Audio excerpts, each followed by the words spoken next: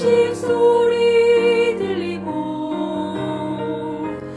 이제야 주 얼굴에 눈물 보이니 어리석고 어리석은 죄인이 주여 용서하여 주소서.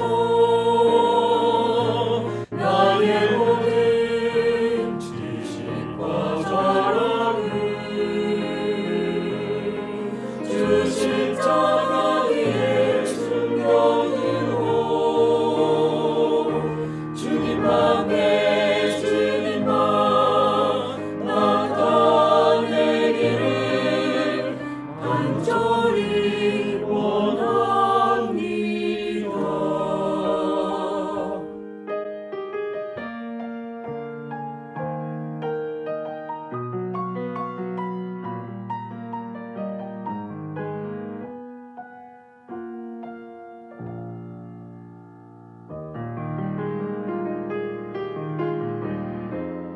이제야 주의 가식 소리 들리고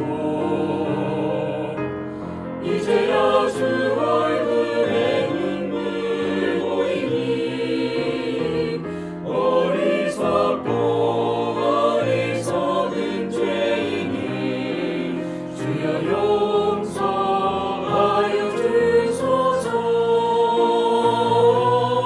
나의 모든 지식과 자랑을 주 십자가 위에 숨겨두고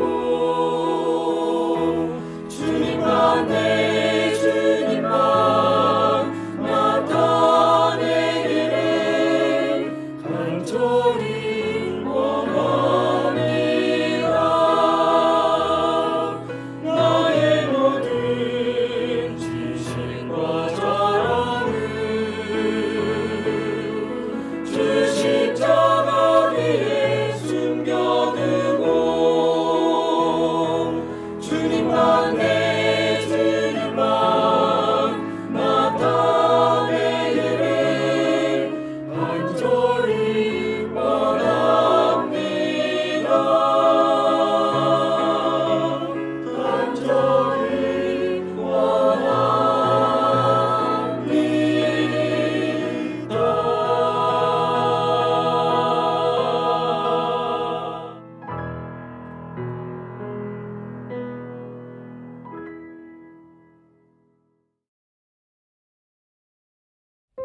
사랑이 많으신 하나님 아버지, 2020년을 주님의 은혜로 마무리하게 해주셔서 감사합니다. 또한 소망의 새해를 맞게 해주시니 감사합니다. 이번 예언 전도회를 통하여 주님의 은혜가 충만하게 해주시고 예언의 확신을 통하여 주님의 다시 오심을 소망 중에 준비케 하여 주시고 또한 이 세상의 영혼에게 분명한 주님의 섭리를 알리는 주님의 동역자 되게 해주세요. 세상의 비극적 상황이 계속되고 있습니다. 이 상황을 종결시킬 것은 오직 예언의 성취뿐이오니 주여 하나님의 백성들을 신원하여 주시고 주님의 오심을 고대하오니 하루하루 회개의 삶 사는 저희들 되게 해주시옵소서. 우리 구주 예수 그리스도 이름으로 기도합니다.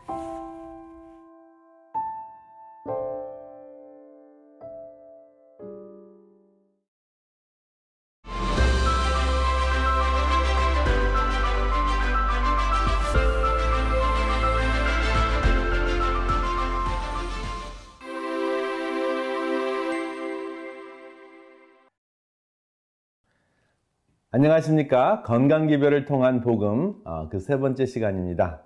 오늘은 새로 배운 것, 내가 실천할 것, 이웃에게 나눌 것 함께 생각하시면서 강의를 들으시기를 바랍니다. 내 가족이 우울증이라면 여러분 어떻게 생각하십니까? 첫 시간은 후성유전학을 통해 유전인자가 우리의 운명을 결정하는 것이 아니고 우리의 습관이, 우리의 선택이 운명을 결정하는 것이라고 나누었습니다.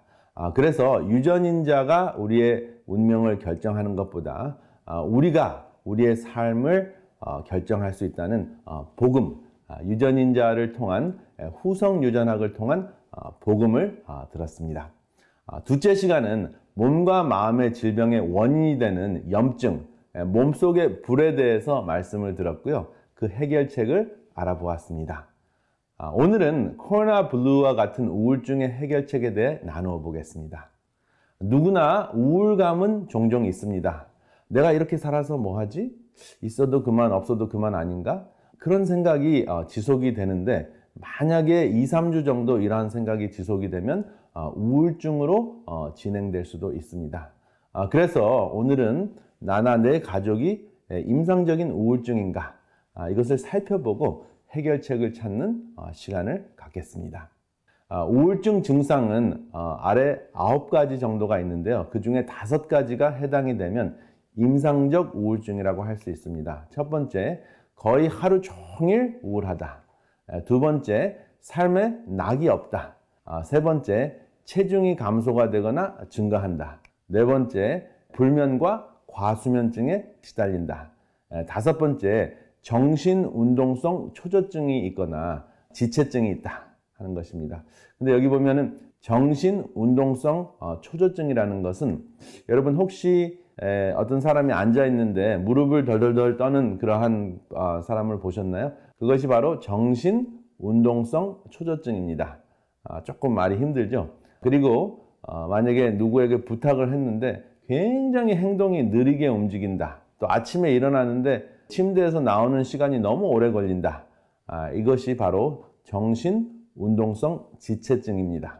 그리고 6번째, 지나치게 피곤하거나 에너지 상실감을 느낀다 하는 것입니다. 그리고 7번째, 내가 무가치해지고 항상 내가 잘못했고 죄책감에 시달리는 그러한 현상이 생기고요. 8번째, 집중이 되지 않습니다. 책을 읽어도 읽은 거 또 읽고 또 읽고 하는 그러한 현상이 일어나고 또 무엇을 기억해내야 되는데 전혀 기억이 되지 않는다면 집중력 감퇴가 된 것입니다. 그리고 마지막으로 죽음에 대한 생각을 굉장히 많이 하고 계획까지 합니다. 만약에 그렇다면은 우울증입니다. 그리고 처음에 이야기한 그 2가지, 거의 하루 종일 울면서 보낸다, 우울하다. 그리고 2번째, 삶에 낙이 전혀 없다. 이 2가지만 해당이 돼도 임상적 우울증이라고 할 수 있습니다. 우울증이라고 지적하거나 가르치지 않는 것이 굉장히 중요한데요. 더 중요한 것은 내 자신이나 옆에 사람을 잘 관찰해서 일상이 불가능한가를 가늠하는 것이 굉장히 중요합니다. 여기 산바리가 있습니다. 3가지 호르몬이 우리의 마음의 평정을 찾아주는데요. 세로토닌, 도파민, 노르아드레날린, 이 3가지가 있습니다. 세로토닌은 우리의 마음에 평정을 주고요. 도파민은 우리에게 쾌감을 느끼게 해줍니다. 그리고 노르아드레날린은 우리가 집중할 수 있도록 도와줍니다. 그래서 이 3가지 중에 하나만 잘못되어도 우울증에 시달리는데 마음의 코로나 바이러스라고 할 수 있습니다. 왜냐하면 증상이 거의 없는 사람도 있고 또 어떤 사람은 심각한 증상 때문에 생명을 잃는 경우도 있습니다. 이 3가지 호르몬이 잘 균형을 이루어야지 우리 삶에 의미를 찾을 수 있고 또 의미가 있어야지 이 3가지 호르몬이 잘 유지가 됩니다. 이것을 기억하시면 우울증에 대해서 정확하게 자가진단이 가능합니다. 세로토닌 호르몬은 이 3가지 호르몬 중에서 평안 호르몬이라고 우리가 별명을 붙일 수 있는데요. 마음과 몸의 지휘자라고 할 수 있습니다. 왜 그러냐 하면요. 세로토닌이 결핍이 되면 잠을 잘 자지 못하고요. 식욕에 문제가 생기고 변비가 생기고 체온을 조절하지 못하고 인지 능력이 감퇴됩니다. 그리고 잠자는 것과 깨어나는 그 주기가 엉망이 되고요. 성욕 조절이 잘 되지 않습니다. 그리고 다른 그 2 호르몬, 도파민 그리고 어드레날린이 조절이 잘 되지 않습니다. 그래서 세로토닌이 있는 것이 그 마음의 평정의 기본이 되고요. 그 위에 도파민과 어드레날린이 조절이 잘 되면 우리의 마음의 평정을 찾을 수가 있습니다. 그러면 먼저 감정 조절을 힘들게 하는 음식들이 있는데 육식과 우울증인데요. 여러분 들어보셨나요? 육식이 우울증에 기여를 한다는 과학적인 사실이 밝혀졌습니다. 그래서 붉은 고기, 생선, 닭고기 이러한 것들을 섭취하는 사람들은 우울증에 걸릴 가능성이 높다 하는 것입니다. 반드시 그런 것은 아니지만 우울증이나 감정 컨트롤이 잘 되지 않는다 하는 것입니다. 그러면 어떤 문제가 일어나는 것일까요? 닭고기, 계란, 쇠고기, 돼지고기, 생선을 주기적으로 섭취를 하면 신경계에 염증이 생깁니다. 그래서 신경계에 염증이 생기면 마오라는 효소가 증가하는데, 이 마오라는 효소는 세로토닌과 도파민과 어드레날린을 감소하는 역할을 합니다. 그러니까 마음의 평정을 이룰 수밖에 없는 것이죠. 그래서 육식을 많이 하는 사람들은 감정 컨트롤이 안 되는 것을 종종 확인할 수가 있습니다. 그래서 피해야 할 3육을 여러분들에게 소개해 드립니다. 여기 있는 그 3육은 세 가지 고기인데요. 닭고기, 쇠고기, 돼지고기입니다. 육식을 했을 때 염증을 없애는 치료제가 있습니다. 그리고 육식을 하지 않는다고 하더라도 몸이 피곤하고 힘들고 또 퇴행성 관절염이나 여러 가지 염증이 몸속에 생겼을 때, 또 두뇌 속에는 염증이 생겼는지 잘 모르지만은 감정 컨트롤이 잘 안 되면 내가 염증이 좀 있나 보다 라고 생각하시면 되는데, 이때 여러분들이 드실 수 있는 치료제가 있는데 바로 강황가루입니다. 강황가루 안에는 그 커큐민이라는 그 보약이 들어 있습니다. 이것이 굉장히 강력한 항암제와 항염 물질 역할을 합니다. 그런데 이 강황가루가 몸속에 잘 흡수되려면 후추와 함께 드셔야 되는데, 강황가루 한 티스푼에 후추 한 8분의 1이나 4분의 1 티스푼 정도 드시게 되면 2000%의 효과가 있습니다. 그리고 반대로 염증을 없애는 음식이 있는데요. 한번 살펴보겠습니다. 사과, 베리, 포도, 양파, 녹차, 이러한 것들은 신경계 염증을 감소시킵니다. 그래서 신경계 염증을 감소시키니까 마오 효소도 감소시키는 것이죠. 마오 효소가 감소되면은 세로토닌, 도파민, 노르아드레날린, 이 세 가지 호르몬이 증가하면서 우리 마음속에 평정이 다시 찾아지고, 그리고 우리가 평안을 누릴 수 있고 또 기쁨을 누릴 수 있고 집중력이 강화됩니다. 여기 구체적으로 도파민을 증가시키는 음식이 있습니다. 이 사진은 노르아드레날린이라는 그 집중력을 도와주는 물질을 증가시키는 음식들이 있습니다. 우리가 섭취했을 때는 몸속에서는 타이로신이라는 물질로 섭취가 됩니다. 근데 이 타이로신이 몸속에 들어가서 노르아드레날린이라는 그 물질로 변화됩니다.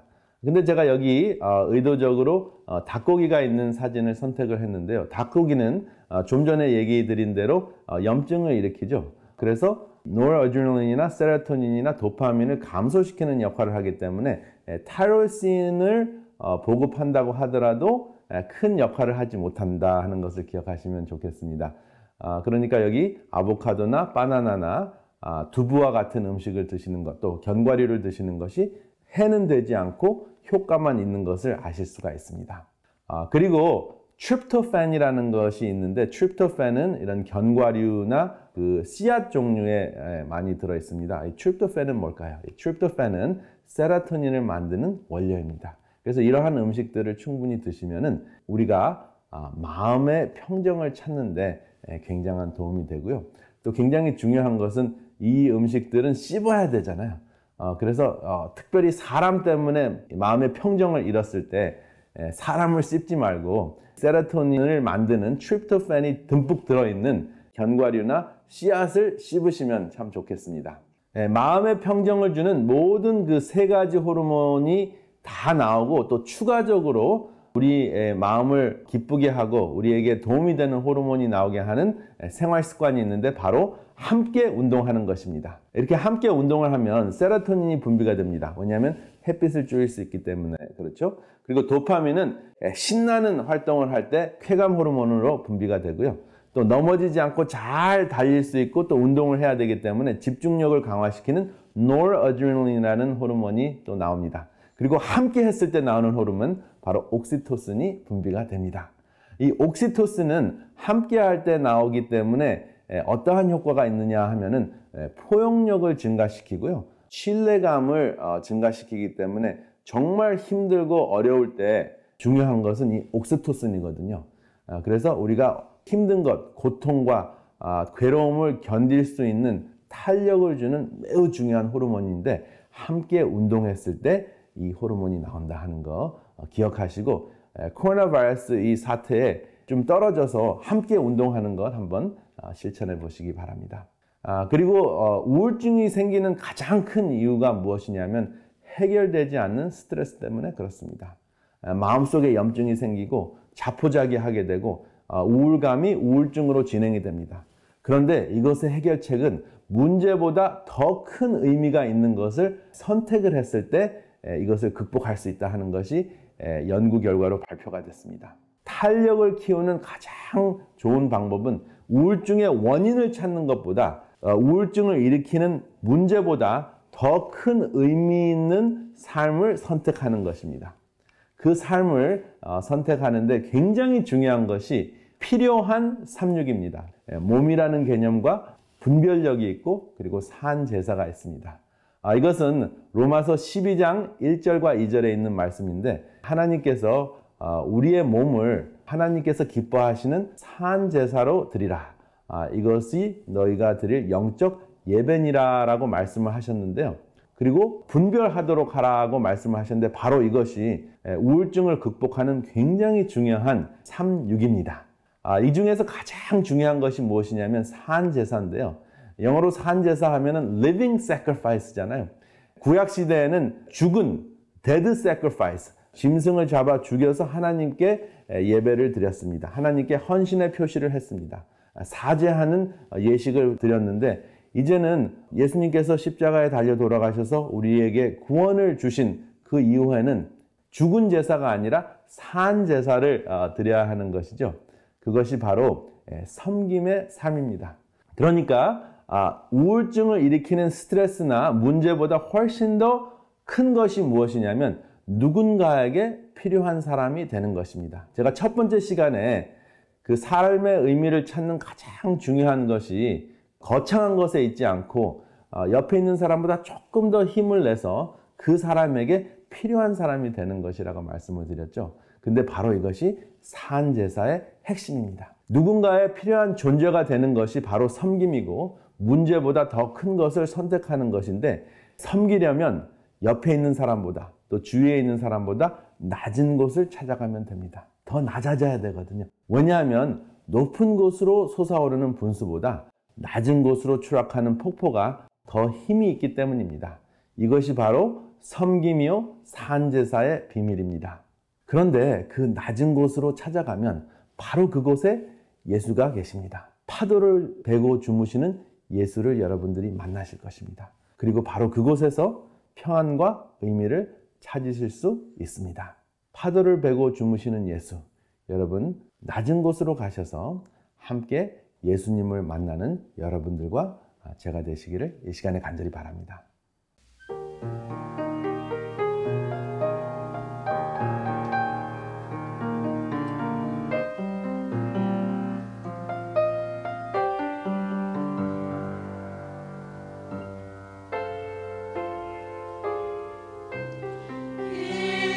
예수님의 모습을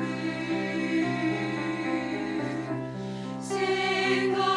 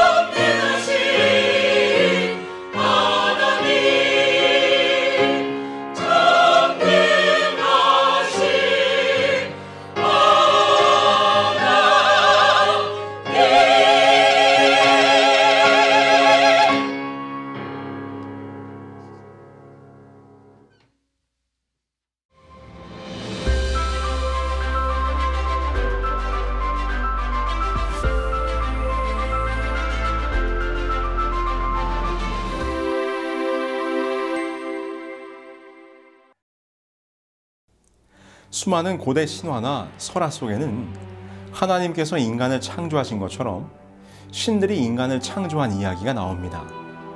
그런데 신화나 전설 속에 나오는 인간 창조의 이야기를 가만히 살펴보면 성경의 창조와는 확연히 다른 모습을 보여줍니다. 무엇이 달랐을까요? 그것은 신들이 인간을 창조한 목적이 달랐습니다. 고대 그리스인들이 문자로 남긴 최초의 작품 중에 기원전 750년경 헤시오도스가 기록한 서사시 신들의 계보가 있습니다. 이 신들의 계보 560-612행에 그리스 신화의 인간 창조 이야기가 담겨 있는데 그 이야기의 대략은 이렇습니다. 아주 오래전 무서운 괴물들인 타이탄들이 올림푸스의 신들을 대항하여 반란을 일으켰습니다. 그러나 그들은 그 전쟁에서 패배했고 지하세계인 타르타루스에 감금됩니다. 그때에 선견지명의 신인 프로메테우스와 후견지명의 신이었던 에피메테우스는 올림푸스의 신들에 대한 반란 전쟁에 참여하지 않았기 때문에 감금되는 처형을 면하게 됩니다. 그리고 올림푸스의 신들이 그들에게 호의를 베풀어 그들을 대신하여 노동을 할 인간 창조를 허락하게 됩니다. 그래서 프로메테우스는 진흙을 빚어 사람을 창조합니다. 흙을 빚어 사람을 창조했다는 부분은 성경의 이야기와 비슷하지요. 그런데 여기서 인간을 창조한 목적이 무엇이었습니까?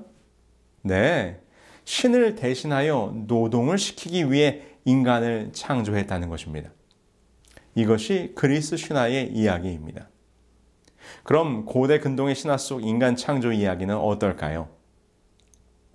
인간 창조에 관한 이야기로는 가장 대표적으로 1849년 오스틴 헨리 리아드가 발견한 에노마 엘리시를 들 수 있습니다.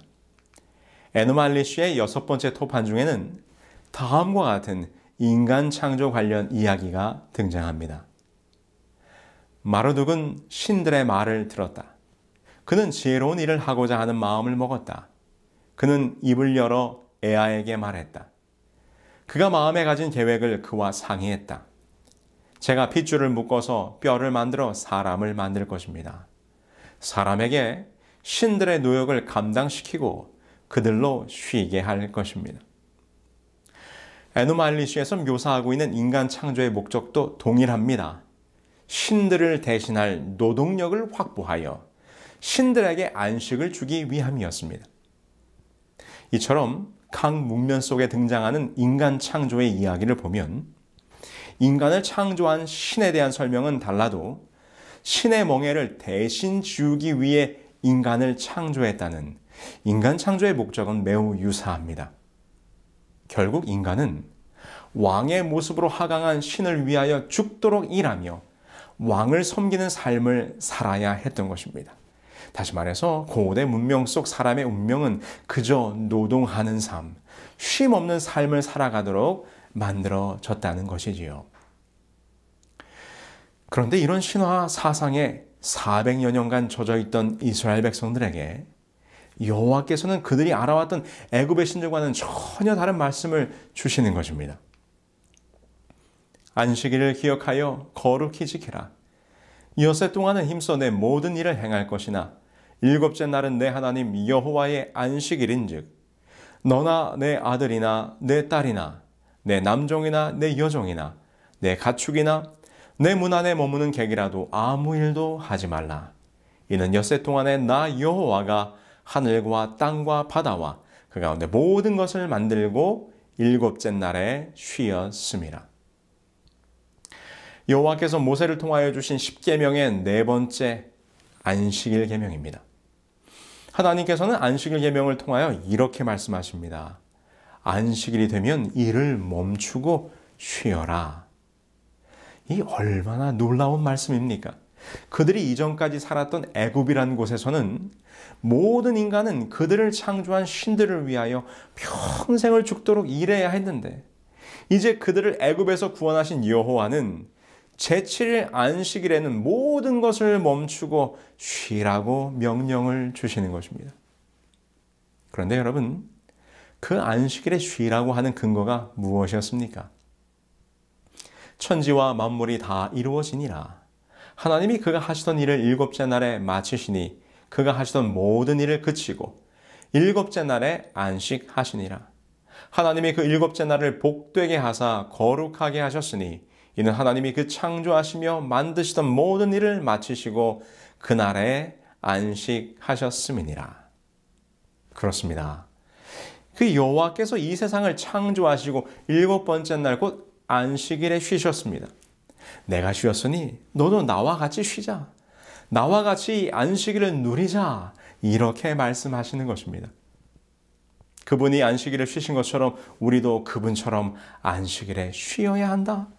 그분의 쉼에 동참하게 하시는 여호와 하나님. 여호와 하나님은 정말 다른 신이셨습니다.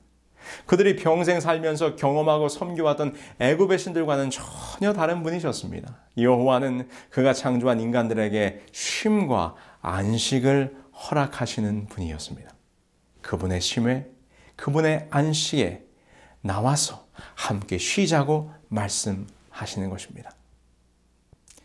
쉼에 대한 예로 잠깐 군대 이야기를 한번 해볼까요? 아무리 힘들고 고된 군생활이지만 그래도 하루 일과가 맞춰지면 저녁 식사 후부터 취침 전까지 개인 정비 및 휴식 시간이 있습니다. 하루 종일 훈련하고 작업하며 힘들었던 몸을 쉴 수 있는 유일한 시간입니다. 그런데 그 휴식 시간이 이 군대 고참에게는 꿀 같은 시간이지만 이제 막 부대에 전입은 쫄병에게는 결코 휴식의 시간이 될 수가 없습니다. 좌우 침상을 기준으로 제일 안쪽에 TV가 한 대씩 설치되어 있습니다. 그 TV에서 가장 가까운 자리부터 고참 순서대로 침상의 자리가 배정이 됩니다. 휴식 시간이 되면 고참들은 TV에 가장 가까이부터 앉아서 방송을 시청합니다. 좋아하는 가수들이 나오면 손뼉을 치고 노래를 부르면서 그 시간을 즐기는 것이죠. 그런데 그 시간, 같은 휴식 시간이지만 그 휴식에 동참하지 못하는 사람이 있습니다. 바로 쫄병. TV에 가까이 가서 앉을 수도 없습니다. 시선은 전방으로 고정하고 책상 다리를 하고 앉아서 팔을 무릎에 붙이고 꼼짝도 못하고 있는 것입니다. 심지어 TV에서 아무리 재미있는 소리가 들려도 웃을 수가 없습니다. TV를 향해서 조금이라도 눈동자를 돌리거나 혹 웃음이라도 지으면 금세 군기가 빠졌다고 바로 윗고참에게 불려 나갑니다. 그것뿐인가요? 저녁 점호 시간이 되기 전에 침상을 닦고 바닥을 쓸고 고참들의 전투화를 닦고 관물대까지 깨끗하게 정리를 해 주어야 합니다. 간혹 TV를 보던 고참 중에 어떤 이가 야, 너도 이리 와서 TV 좀 봐. 뭐 그렇게 각 잡고 있냐 하면서 쉬라고 말해도 절대로 결코 쉴 수가 없습니다. 군대에서의 저녁 휴식 시간은 고참에게는 꿀 같은 시간이지만 쫄병에게는 결코 쉴 수 없는 고역의 시간인 것입니다. 쫄병은 고참들의 휴식에 동참할 수가 없습니다. 나중에 고참이 되어서야 휴식을 누릴 수 있는 짬밥이 되는 것이지요. 이와 같이 고대 사회에서는 왕이나 귀족 같은 특수한 신분에 있는 자들만이 안식할 수 있었습니다. 노예들은 그들의 안식을 위해서 절대로 결코 쉴 수가 없었습니다. 그런데 지금 여호와는 모세를 통하여 그렇지 않다고 말씀해주고 있는 것입니다. 왕이나 신만이 누릴 수 있었던 그 안식이 이제 모든 백성의 것이라는 것입니다. 여호와를 쉬게 하기 위한 노동하는 존재로서가 아니라 여호와의 안식을 같이 누리는 존재로서 인간을 창조하셨습니다. 그래서 안식일은 여호와의 안식에 동참하는 것이고 여호와의 창조와 완성의 기쁨을 함께 누리는 날입니다. 안식일 계명 속에 나타난 여호와 하나님의 모습은 이 세상의 우상들과는 달랐습니다. 당신이 창조한 인간들을 얼마나 사랑하시는지, 우리를 얼마나 아끼고 살피시는지 와서 좀 쉬어라. 얼마나 힘들었니? 이제 와서 나의 안식에 함께 하자꾸나라고 우리를 초청하십니다. 여러분, 이것이 안식일의 의미이고 안식일 속에 나타난 우리 여호와 하나님의 모습입니다. 그런데 오늘날 대부분의 기독교인들은 이 안식일이란 말을 매우 부담스럽게 느끼고 있습니다. 많은 그리스도인들에게 익숙치 않은 날입니다. 왜냐하면 가톨릭을 포함해서 대부분의 기독교인들이 안식일이 아니라 주일을 지키고 있기 때문입니다. 여러분, 안식일과 주일은 무엇이 다를까요? 왜 오늘날 안식일과 주일에 서로 다른 예배일이 생겨나게 되었을까요? 저는 오늘 성경이 말하는 진정한 안식일, 하나님께서 우리를 위하여 주신 참된 쉼의 날, 그 참 안식일은 언제인가에 대하여 몇 가지 질문을 통해 함께 나누려고 합니다.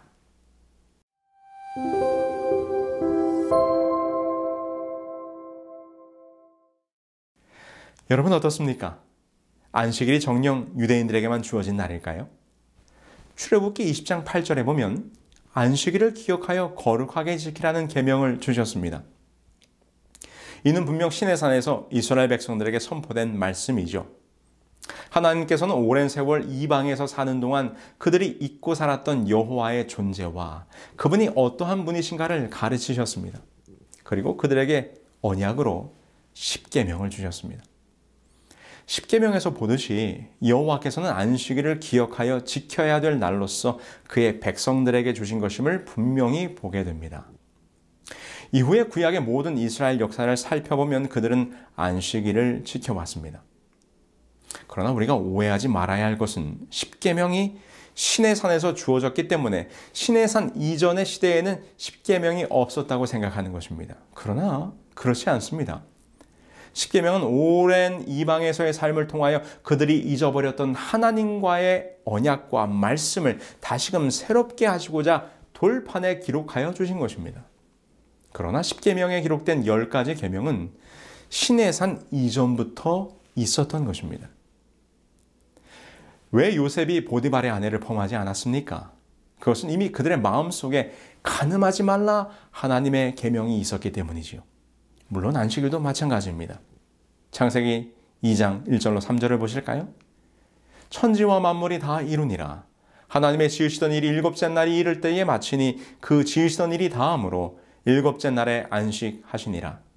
하나님 일곱째 날을 복주사 거룩하게 하셨으니 이는 하나님이 그 창조하시며 만드시던 모든 일을 마치시고 이 날에 안식하셨음이더라.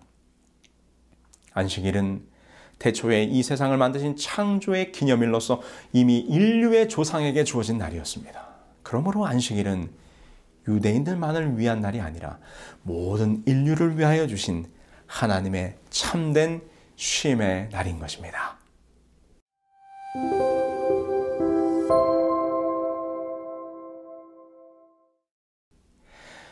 예수님과 안식일에 대하여 한번 살펴보도록 할까요? 먼저 예수님 자신은 안식일을 어떻게 보내셨습니까? 누가복음 4장 16절 말씀입니다. 예수께서 그 자라나신 것 나사렛에 이르사 안식일에 자기 규례대로 회당에 들어가사 성경을 읽으려고 서심해.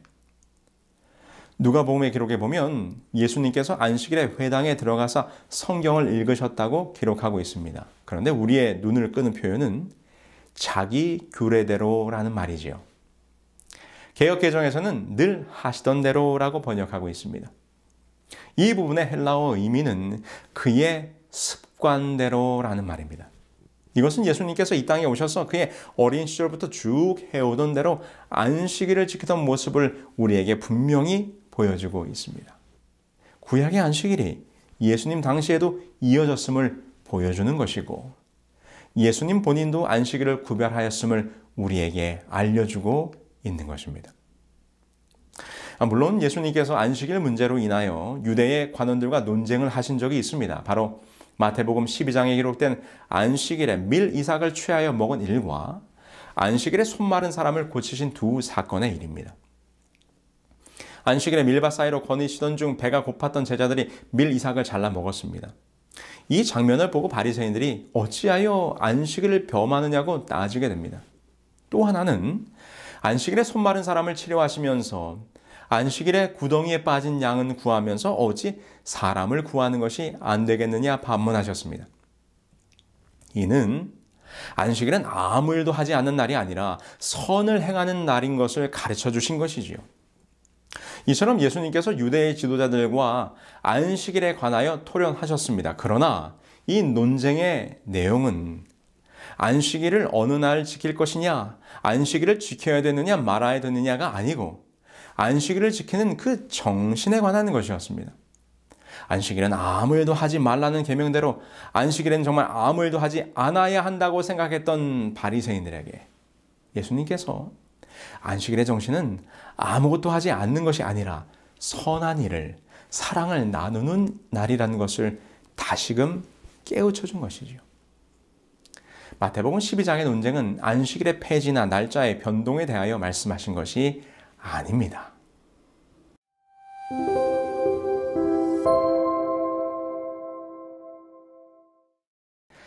안식일과 주일에 대한 문제를 생각할 때 가장 많이 듣게 되는 질문이자 안식일이 주일로 변경되었음을 이야기하시는 분들의 설명이기도 합니다. 우리가 잘 아는 것처럼 예수님께서 돌아가신 사건은 금요일 오후였습니다. 예수님께서 십자가에 돌아가실 때 그곳에는 갈릴리에서 온 여인들이 있었습니다. 금요일 저녁 안식일이 되기 전에 예수님의 시체는 아리마대 요셉에 의해 무덤에 넣어졌고 그 이후에 그 여인들의 행동에 대해서 성경은 이렇게 기록합니다. 이날은 예비일이요 안식일이 거의 되었더라. 갈릴리에서 예수와 함께 온 여자들이 뒤를 쫓아 그 무덤과 그 시체를 어떻게 둔 것을 보고 돌아가 향품과 향유를 예비하더라. 계명을 쫓아 안식일에 쉬더라. 우리는 이 구절을 통하여 예수님의 죽으심이 금요일, 그리고 예수님께서 무덤에 계시던 안식일이 오늘날 토요일인 것을 분명하게 확인할 수 있습니다. 네, 그렇습니다. 그리고 나서 사도 요한은 그의 복음서에 이렇게 기록합니다. 안식 후 첫날 이른 아침, 아직 어두울 때에 막달라 마리아가 무덤에 와서 돌이 무덤에서 옮겨간 것을 보고, 이 장면은 마리아가 예수님의 부활을 목격하는 장면의 기록입니다.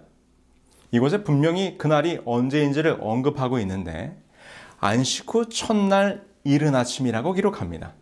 당연히 예수님은 일요일에 부활하셨기 때문에 안식 후 첫날이 일요일이라면 당시의 안식일은 오늘날의 토요일인 것이 다시 한번 확인이 됩니다. 여기서 우리가 더 주목해야 할 사실은 요한복음에 기록된 시기입니다. 요한복음은 예수님의 부활 사건이 있은 후 약 60년이 지난 다음인 1세기 말에 가서야 기록이 되었습니다. 만약 예수님의 부활 이후에 안식일을 지키던 것이 주님의 부활을 기념하여 일요일, 곧 주일로 변경되었다면 요한은 예수님의 부활의 사건을 안식 후 첫날이라고 표현하지 않았을 것입니다. 그는 여전히 안식 후 첫날이라는 표현을 사용하고 있는 것이죠. 우리는 요한의 기록을 통해서 볼 때 예수님의 죽으심과 부활 이후에도 초대교회는 여전히 안식일의 개념을 그대로 가지고 있었다는 것을, 부활의 날을 주일이라고 표현하지 않았다는 것을 알 수 있는 것이지요. 이 말은 예수님 부활 이후에 초대교회와 사도들은 여전히 안식일을 지키고 있었고 안식일 사상을 가지고 있었다는 것입니다. 그럼 초대교회 당시의 안식일 준수에 대한 성경의 기록을 잠깐 살펴보실까요? 예수님의 부활 승천 이후에 초대교회의 역사가 기록되어 있는 사도행전에는 사도들이 여전히 안식일을 지켰다는 기록이 여러 곳에 나오고 있습니다. 저희는 버가로부터 지나 비시디의 안디옥에 이르러 안식일에 회당에 들어가 앉으니라. 이 장면은 사도 바울이 안디옥에 이르러 안식일의 말씀을 증거했다는 기록입니다. 그러자 그들이 감동하여 다음 안식일에도 해달라고 요청을 합니다. 저희가 나아갈새 사람들이 청하되 다음 안식일에도 이 말씀을 하라 하더라. 그 다음 안식일에는 온 성이 거의 다 하나님의 말씀을 듣고자 하여 모이니, 사도 바울이 안식일마다 회당에서 말씀을 강론했음이 분명합니다. 안식일마다 바울이 회당에서 강론하고 유대인과 헬라인을 권면하니라. 이는 사도 바울 자신의 신앙생활 속에서도 분명히 나타납니다. 바울이 자기의 규례대로 저희에게로 들어가서 새 안식일에 성경을 가지고 강론하며, 이곳에서 자기의 규례대로라는 표현이 나옵니다. 예수님께서 자기의 규례대로 늘 하시던 대로 안식일을 구별하셨던 것처럼 바울도 그러했다는 것입니다. 어떤 분들은 사도 바울이 안식일의 회당에 들어간 것은 유대인들에게 전도하기 위한 것이라고 말하실 수도 있을 것입니다.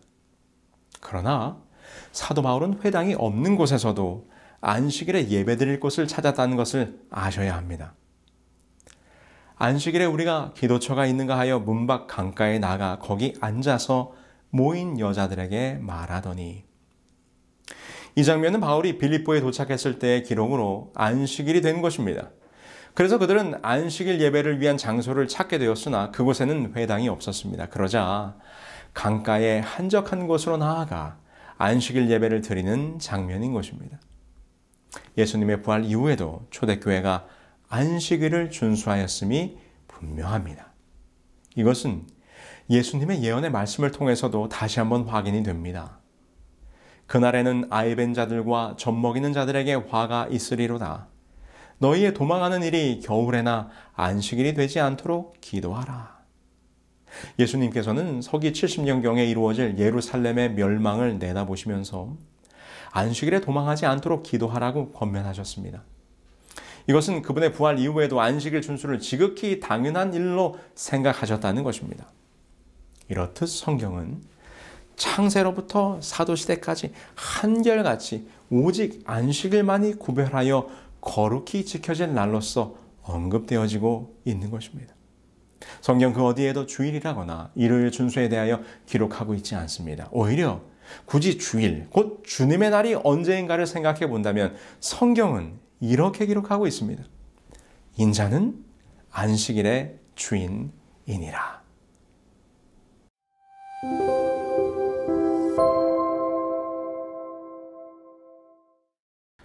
주일 예배 시작의 근거는 성경에서 찾을 수 없습니다.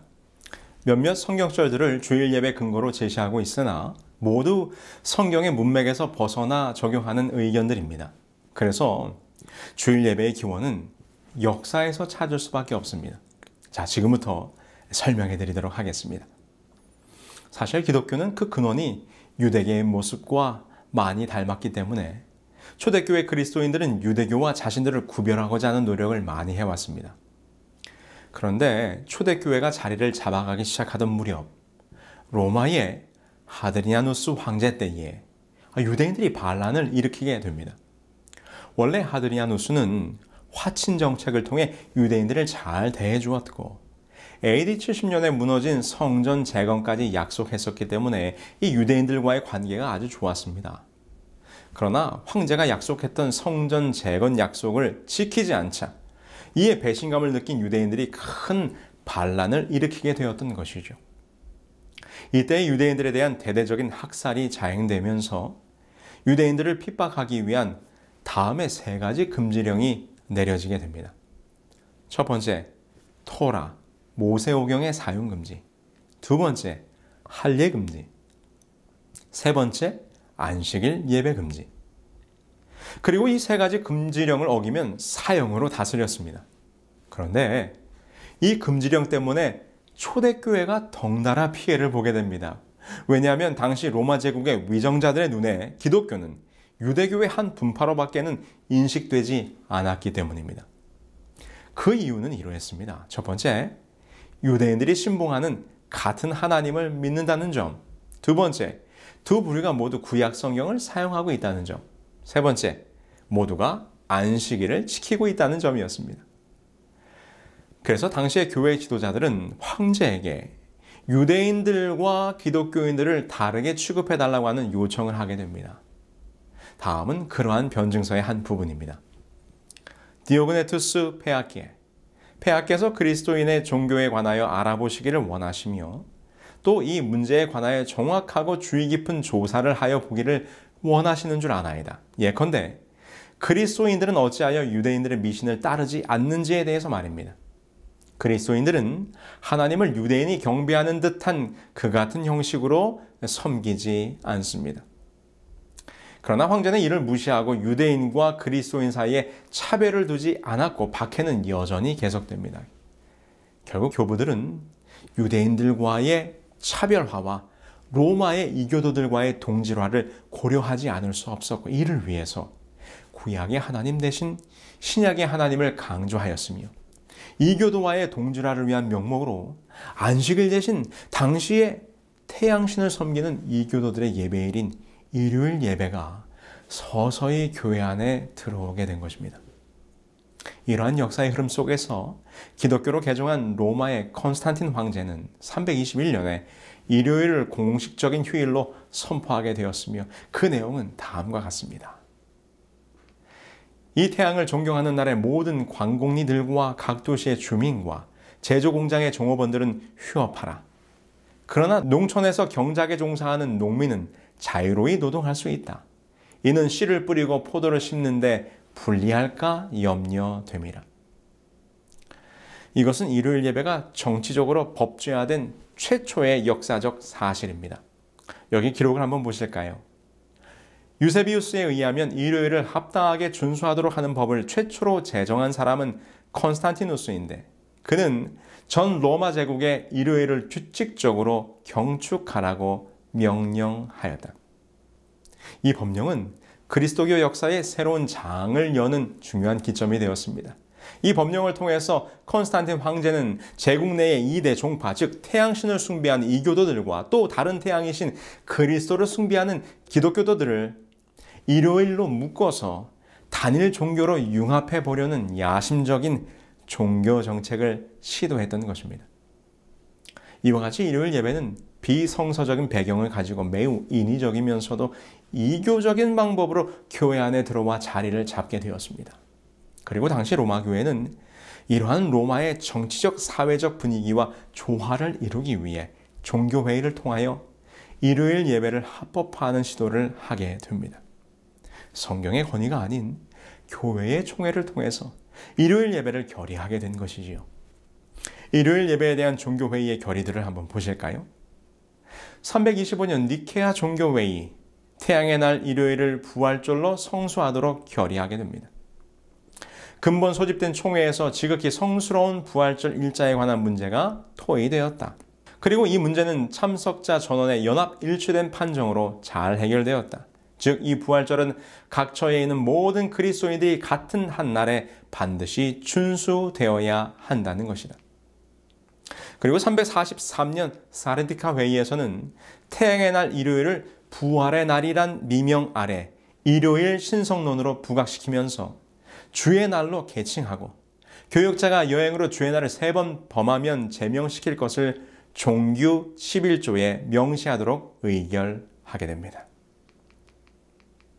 드디어 364년 라우디게 총회에서 안식일 대신에 일요일을 준수하도록 결의하게 되는데 그 총회에서 결의된 종규 제29조의 내용은 다음과 같습니다. 그리스도인들은 유대화하거나 토요일에 게을러서는 안 되고 이날에 일을 하여야 한다. 그러나 그들은 주의 날을 특별히 존중히 여기고 그리스도인이 되었으니 이날에 일하지 말 것이다. 만일 그들이 유대인화한 사실이 판명되면 그리스도로부터 끊어질 것이다. 이성과 같은 사실들은 1910년 1월 25일 교황 피우스 10세로부터 사도적인 축복을 받은 회심자를 위한 가톨릭 교리 문답서에서 아래와 같이 확인되고 있습니다. 질문: 어느 날이 안식일인가? 답변: 토요일이 안식일이다. 질문: 우리는 왜 토요일 대신 일요일을 지키는가? 답변: 가톨릭 교회가 라우디게아 종교회의에서 그 존엄성을 토요일에서 일요일로 옮겼기 때문이다. 여러분, 이것이 주일 성수 곧 일요일 예배 세상이 교회 안에 들어오게 된 역사적 배경입니다. 사실 교회 역사를 통해서 일요일 예배가 어떻게 시작되었으며 어떤 과정을 통해서 오늘날과 같이 보편화되었는지에 대해서 그 정확한 배경을 인식하고 있는 교회는 개신교회가 아니라 가톨릭 교회입니다. 개신교회는 오직 성경으로라는 정신을 가지고 출발하였기 때문에 일요일 예배에 대한 근거를 성경에서 찾으려고 무리한 시도를 하고는 있지만 성서적으로는 일요일 예배 근거를 찾을 수 없는 것이 현실입니다. 그러나 가톨릭 교회는 성경보다는 교회의 전통을 더 중시하기 때문에 성경에 근거 없는 일요일 예배에 대하여 교회의 전통을 근거로 매우 떳떳한 입장을 내세우고 있는 것이지요. 가톨릭 교회에서 개신교회를 향하여 직설적으로 증언하는 다음의 내용을 보면 분명히 주일 예배는 비성서적임을 확인할 수 있습니다. 만약 당신이 성경만을 따른다면 당신은 토요일 안식일을 지켜야 할 책임이 있다. 왜냐하면 그날이야말로 하나님께서 거룩히 지켜지도록 전능하신 하나님께서 특별히 지시하셨기 때문이다. 비가톨릭 신자들은 1800년간 일요일을 지킴으로써 성경의 제도가 아닌 가톨릭 교회의 전통을 실천하고 있는 것이다. 성경만을 신앙의 유일한 지침으로 주장하고 있는 개신교회는 일요일 준수에 대한 아무런 보증이 없다. 주일을 거룩하게 지킬 의무의 예를 들어보자. 이는 물론 신자의 가장 중대한 의무의 하나이지만 성서에는 그에 대한 명백한 구절을 하나도 찾아볼 수 없다. 성서의 안식일은 토요일이지 일요일이 아니다. 교회 역사가인 네안더도 이렇게 이야기합니다. 일요일을 축일로 삼은 것은 다른 모든 축제일의 경우처럼 단지 인간이 제정한 것이다. 안식일 예명을 일요일로 변경하는 명령을 내리고자 하는 의도가 사도들에게나 초대교회에 전혀 없었다. 그렇습니다. 지금까지 우리가 살펴본 것처럼 주일 예배, 곧 일요일 준수에 대해서는 성경의 어떠한 근거도 찾을 수가 없습니다. 그것은 기독교의 지나온 역사 속에서 신앙의 환경과 시대가 바뀌면서 타협해온 역사의 산물임을 우리는 분명히 깨달아야 하는 것입니다. 그렇다면 어떻게, 왜 이런 일이 일어나게 되었습니까? 그것은 우리로 하여금 다시 다니엘서의 예언으로 돌아가게 합니다. 다니엘서 7장 25절 그리고 8장 12절입니다. 그가 또 때와 법을 변개코자 할 것이며 그것이 또 진리를 땅에 던지며 자애로 행하여 형통하였더라. 이 예언은 우리가 지난 시간에 살펴보았던 작은 뿔에 관한 예언입니다. 우리는 하나님을 대적하고 성경의 진리를 땅에 던지게 될 적그리스도의 세력으로서 이 작은 뿔의 활동에 대하여 공부하였습니다. 그런데 그 작은 뿔이 하는 중요한 일 가운데 하나가 바로 하나님의 때와 법을 변경하는 것이었습니다. 바로 이 예언의 성취가 오늘날 참 안식일을 변경하여 주일 성수라는 비성서적인 교리로 이 기독교 안에 자리 잡게 된 것입니다. 이것은 가톨릭 스스로가 인정하는 사실입니다. 성경은 안식일을 거룩히 지키라고 말한다. 그러나 로마 가톨릭 교회는 말하기를 아니다. 나의 신성한 권위로서 안식일을 폐하고 주일 중 첫째 날인 일요일을 거룩하게 지키라고 명령하는 바이다. 마지막으로 말하노니 교회의 전통은 성경보다 위에 있다고 선포하는 바이다. 우리는 우리의 교리를 전통에 기초한 것이다. 교회는 그 창립자 그리스도께 받은 거룩하고도 절대적으로 확실한 권리를 가지고 안식일을 지키는 것을 일요일로 변경하였다. 가톨릭 교회는 안식일을 일주일 중 7째 날인 토요일에서 첫째 날인 일요일로 변경한 후 10계명의 셋째 계명을 고쳐 일요일을 주일로 지키라고 하였다. 제가 앤드루스 대학 세미나리에서 공부할 때의 일입니다. 먼 타국에 와서 유학 생활을 한다고 하는 것이 결코 만만치 않은 삶의 도전인 것은 경험해 보신 분들은 다 아실 것입니다. 외국어로 공부를 하는 것도 쉽지 않은 일이지만 특별히 힘들었던 것은 학업과 생업을 같이 해야 한다는 것이지요. 당시에 유학 오신 모든 목사님들이 공부를 하면서 시간을 쪼개어 학교에서 일을 하였습니다. 저도 마찬가지로 학교에서 일을 했는데 저는 카페테리아에서 일을 하게 되었습니다. 카페테리아에서 할 수 있는 모든 일들은 다 하였습니다. 부엌에서 요리도 하고 홀에 나가서 테이블을 닦고 청소하는 일, 그리고 저녁 시간에는 워싱룸에 들어가서 설거지를 하였습니다.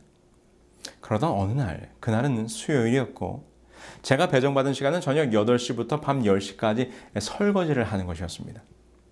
학생들이 저녁을 먹고 남긴 그릇들을 닦는 것이지요.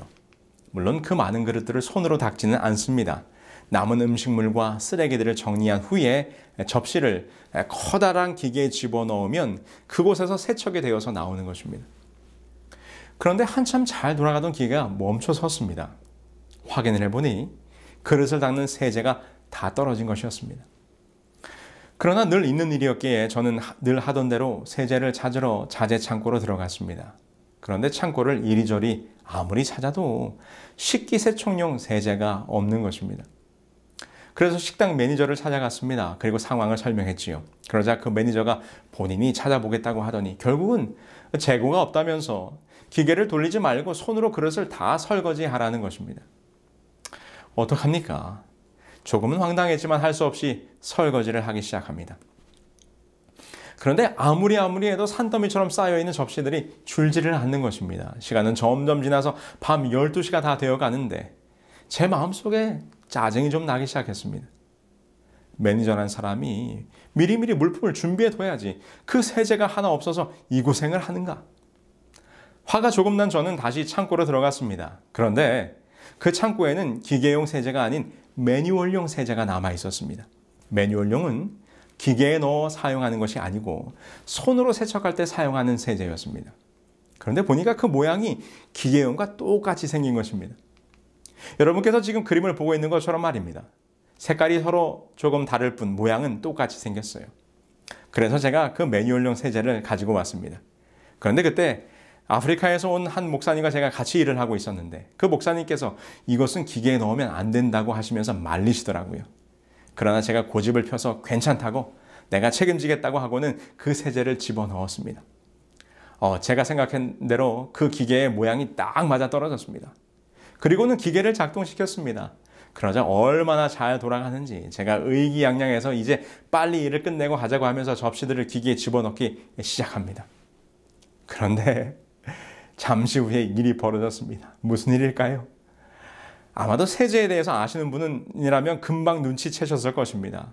한동안 잘 돌아가는 것 같았던 기계에 온 사방에서 무수히 많은 비누 거품들이 쏟아져 나오기 시작했습니다. 감당할 수 없는 거품들이 기계 곳곳에서 솟아나오는데 덜컥 겁이 났습니다. 함께 일하시던 목사님이 매니저를 불러왔습니다.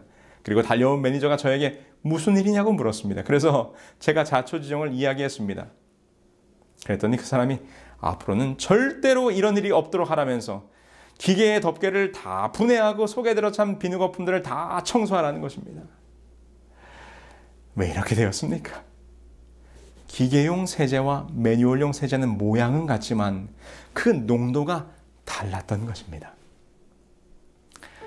여러분, 바로 이것입니다. 안식일과 일요일 예배가 그 모양은 비슷할지 모릅니다. 그러나 그 속에 담겨진 의미는 전혀 다릅니다.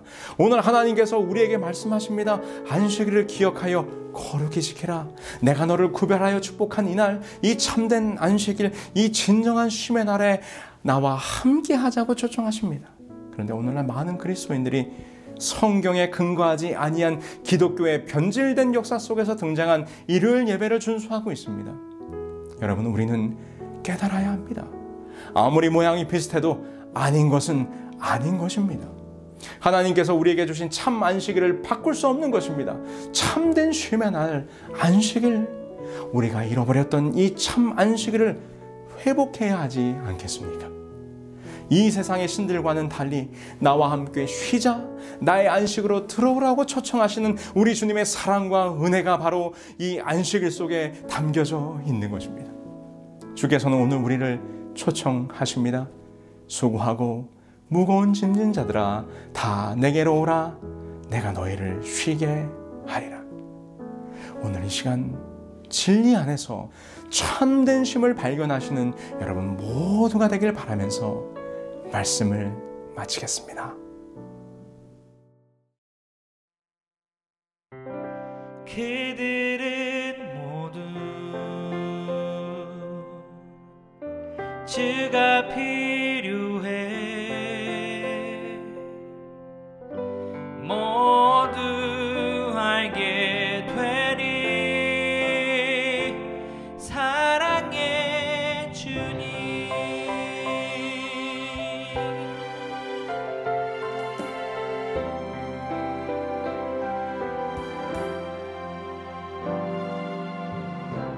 매일 스치는 사람들 웃음기에 숨겨진 공허한 그 눈빛을 무엇으로 채우나 모두 자기 고통과 두려움 가득 감춰진 울음소리 주님 들으